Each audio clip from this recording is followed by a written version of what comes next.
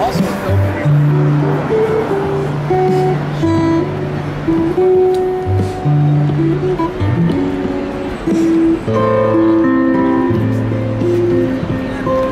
بس العالم كله له.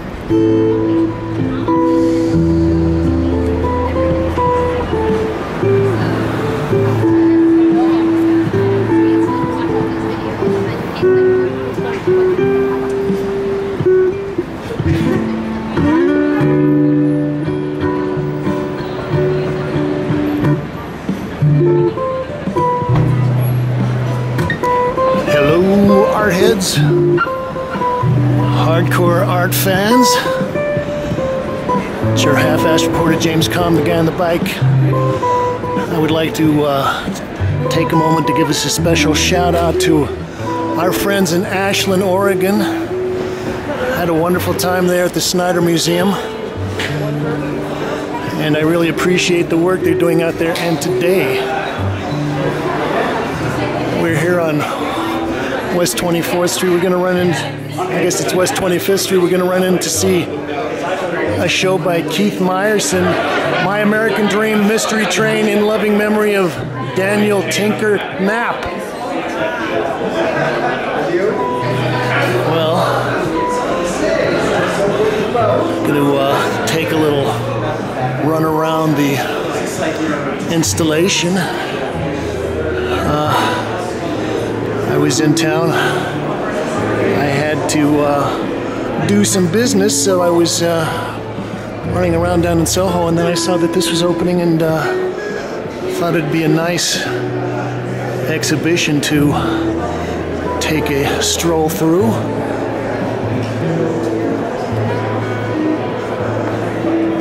Well, I've been aware of Keith's work for probably about 10 or 12 years now. And I think it was probably the Whitney Biennial, maybe 5 years ago, that Keith was featured. Well, we'll start out here with a nice little piece in the front room. This is titled Theodore Roosevelt and John Muir at Glacier Point, Yosemite Valley, California. Well, I guess the first time I started seeing people referring to Keith Mayerson was at on a old New York art blog. I think it was called Painters NYC, or Painters NY, something like that. Back in the days, the early days of the art blogs, and Keith had a lot of fans there. The thing that I always kind of enjoyed about the work is that it's got some kind of a strange, obsessive brushwork, and there's something kind of wrong, and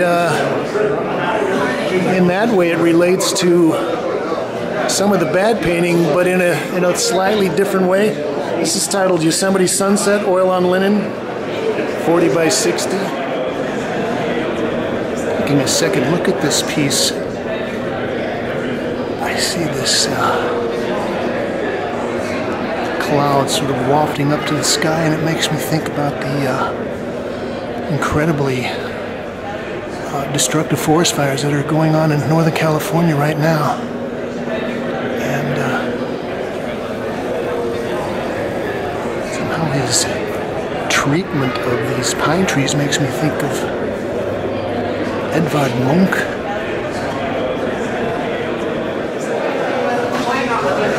As I've watched the work develop over the years, I've kind of acquired a taste for the weirdness.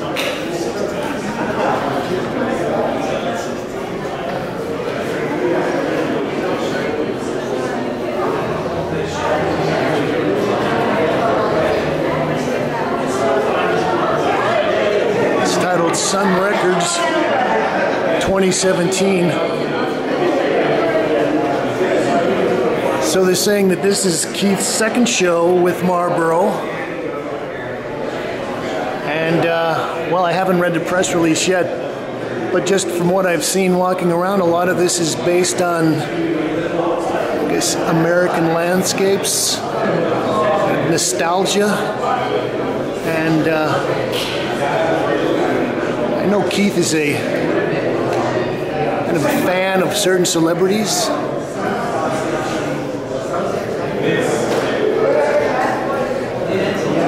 One of the things I like is that although there's a kind of, like I said, kind of a strange oddness to the paint and the kind of distortion a little bit of his subject matters, Keith is a very nice colorist, and he can be very articulate when he wants to be. Well, I did just take a glance at the press release, and it was going to dawn on me sooner or later anyway, but I'll read a little bit of this. Mayerson takes us on a romantic and elegiac road trip across America. While this includes the thread and grandeur of our national parks and ecology, Mayerson also lovingly scrutinizes more prosaic locales. These are the places that have formed our economic and cultural backbone and that have helped to create the climate in which we now live. It's titled The Gates of Graceland. So I guess between Sun Records, Graceland, we'll take a look at Elvis and Nixon on the other side. This is kind of, again, getting to what I was talking about of Keith's fandom, this fanboyness. And this grouping is mostly dealing with Elvis. Gosh, I don't know, I guess Elvis has probably been dead now for 40 years, 35 years, something like this. This piece is 32 by 48, oil on linen.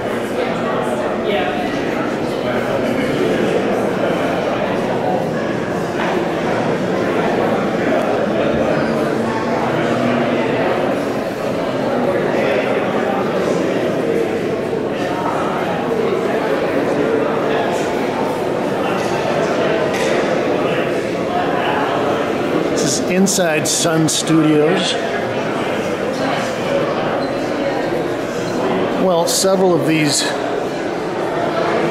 pieces in this gallery have this kind of circular framing device, as if you were looking through a spyglass or maybe a porthole.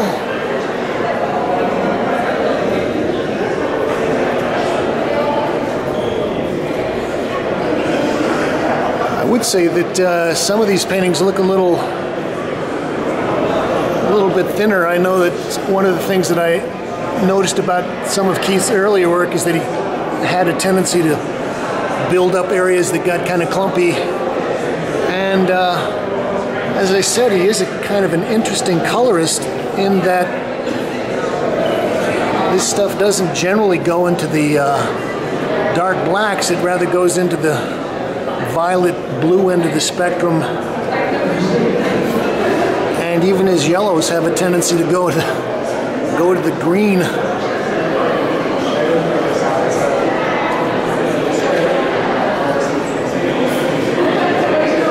This is 40 by 60.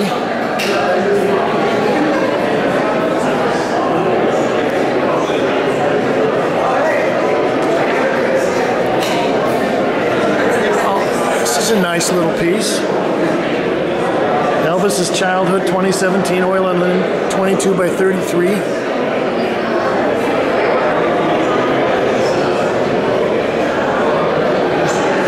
Yeah, so as I said, when I initially bumped into Keith's work, a lot of it was through this website, and there were a lot of fans, a lot of interesting lady painters, and I guess Keith has a certain following among the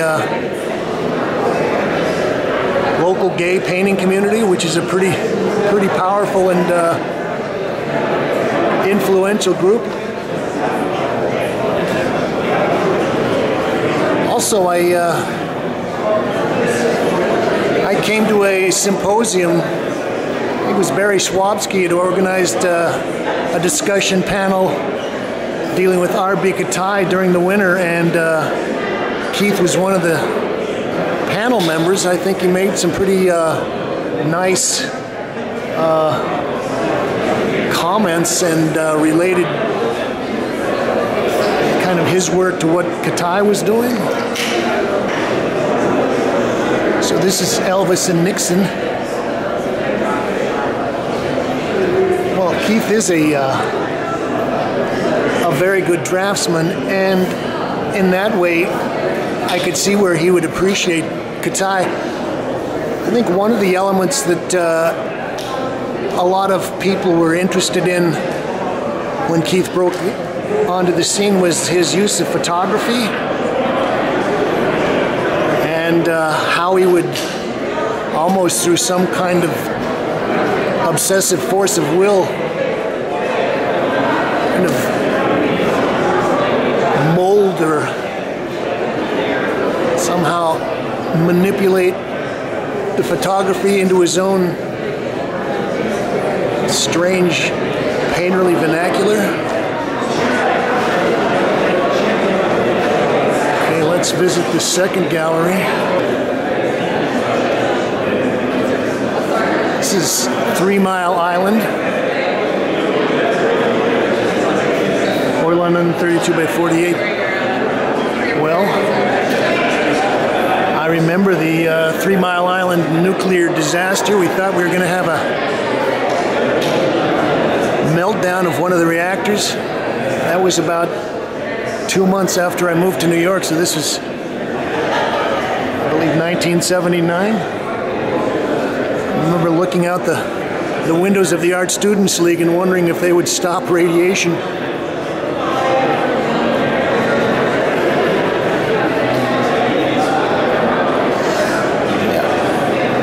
One of the other things is that Keith is a small brush painter.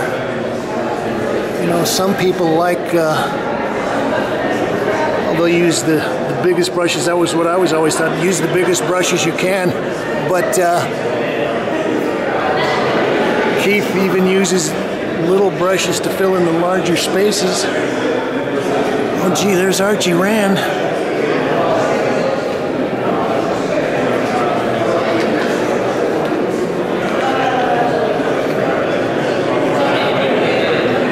It's titled Bethlehem Steel.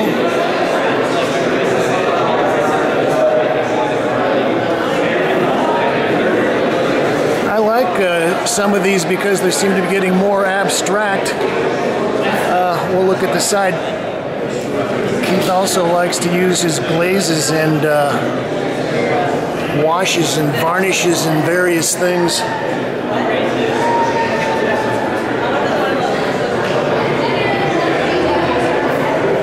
Very nice articulate rendering of these scaffoldings and the chimney works.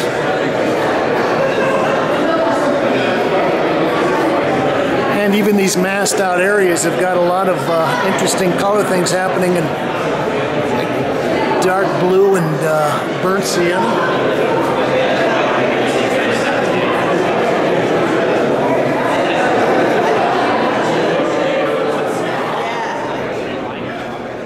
Yes, viewers, well, they don't call me the half-assed art reporter for nothing. I was here last week during the opening, and when I went home and tried to download my images, I had a malfunction on my chip. So I'm back here about a week later to capture the second half of this show. This is actually American Talc 2017 oil on linen, 40 by 60 inches.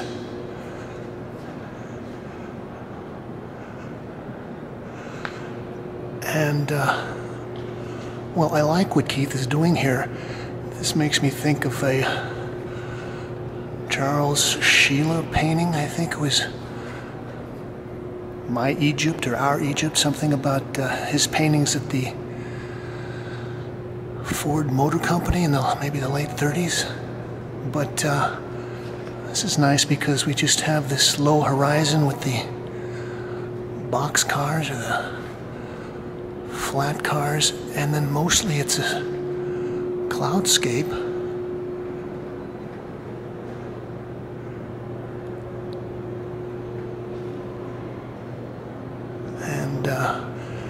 And there's some of his juicy, dark violet shadows.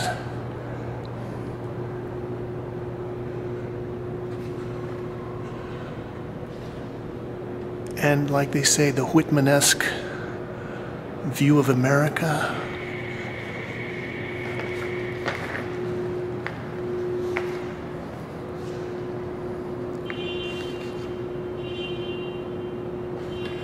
This is Iconscape, Fire and Fury 2017, oil on linen, 50 by 40 inches.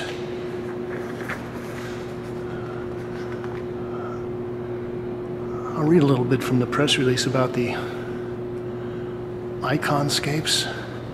Also included and deliberately placed throughout the installation are Meyerson's abstract iconscapes, continuing his tradition of realizing iconic images from his subconscious into a plastic space. Here his iconscapes are like instrumental movements within a choral symphony. The paintings are cathartic releases of synthetic emotion and spirit, painted during the times this summer when America seemed most at peril, with the looming threats of nuclear war with South Korea, the horrors of Charlottesville, and the climaxing with the murder of Heather Heyer. The most recent Iconscape in the exhibition is named in her honor. It was created as a tribute to her and others who continue to battle against evil for the American dream of equality for all. Okay, well, I was looking at this piece and actually thinking about Mark Tobey and some early Jackson Pollock, maybe Eyes in Heat, something like that.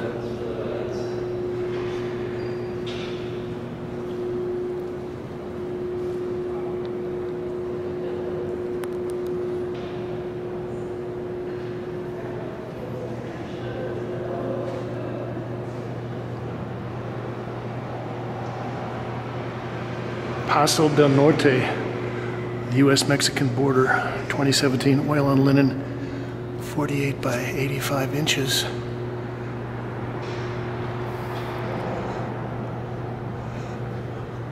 Well, although I think Keith works with photography a lot, I think there are some interesting things that he does with that, the way that he crops things, and these horizontal telephone wires, the way they divide the picture plane is very abstract. Also, a lot of his pieces seem to have some kind of a distortion around the edges, as if he's using a kind of a fish eye lens.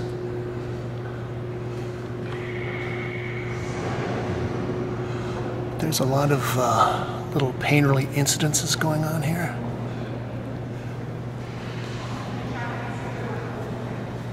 Oh, yeah, okay, I see a little pencil grid in there as well.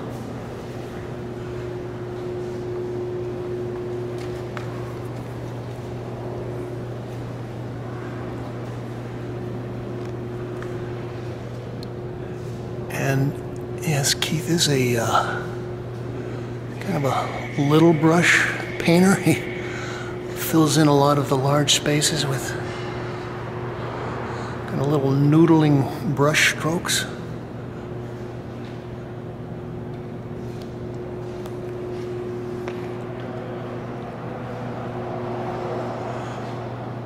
It's kind of a nice light quality here with maybe a sun going down over there.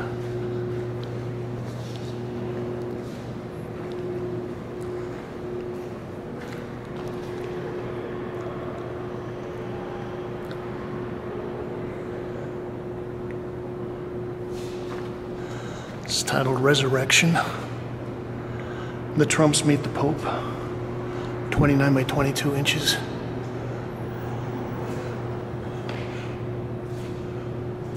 Well, this has also got a pencil grid in there.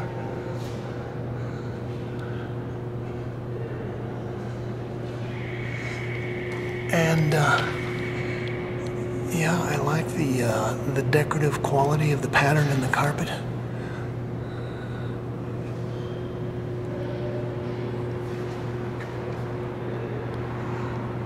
I think one of the things that is interesting about Keith's paintings is that there are spaces like the wallpaper where he very quickly fills in these things. You know, it's very direct, and he does a nice job. He's got a great sense of color. And then there are other parts where he kind of lingers and probably over a period of time has a tendency to build up things, so you get a little more textural variation.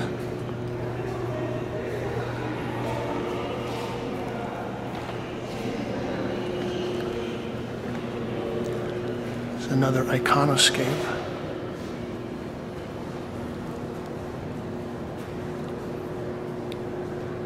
POTUS 2017, 48 by 32.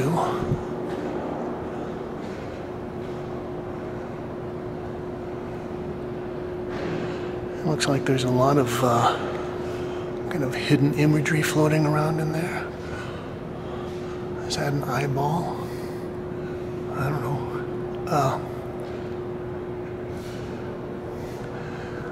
Although they kind of talk about fire and flames, a lot of this also kind of looks like roots.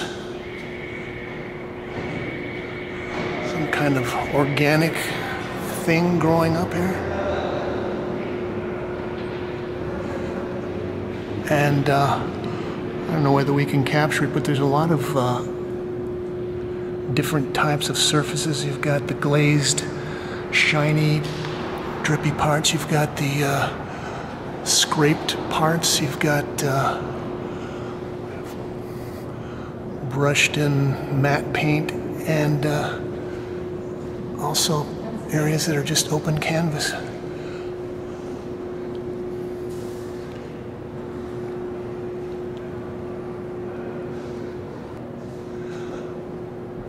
Wind turbine blades. The Great Western Railway, 2017. Well, I was talking about some of the photographic anomalies that Keith somehow finds, or maybe he exaggerates. This kind of diagonal horizon is one of the things.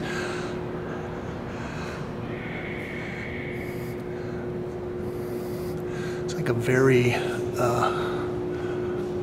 ordinary,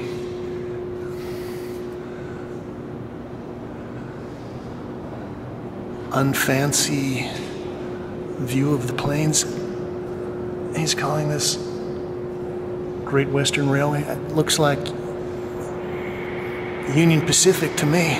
I don't know.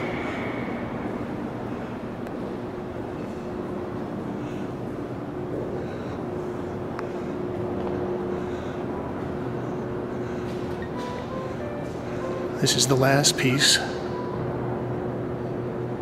Iconscape for Heather D. Heyer, 2017, oil on panel.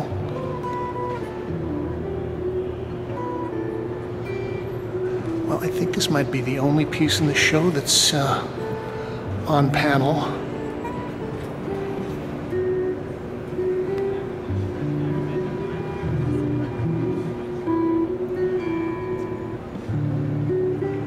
Yeah, it would be interesting if Keith did an entire show and maybe developed this direction of all-over abstraction.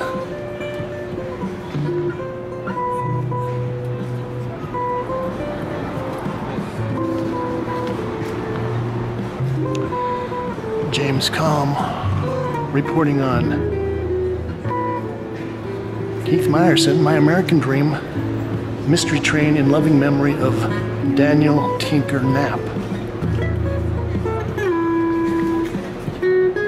Here at Marlborough Contemporary, 545 West 25th Street in West Chelsea.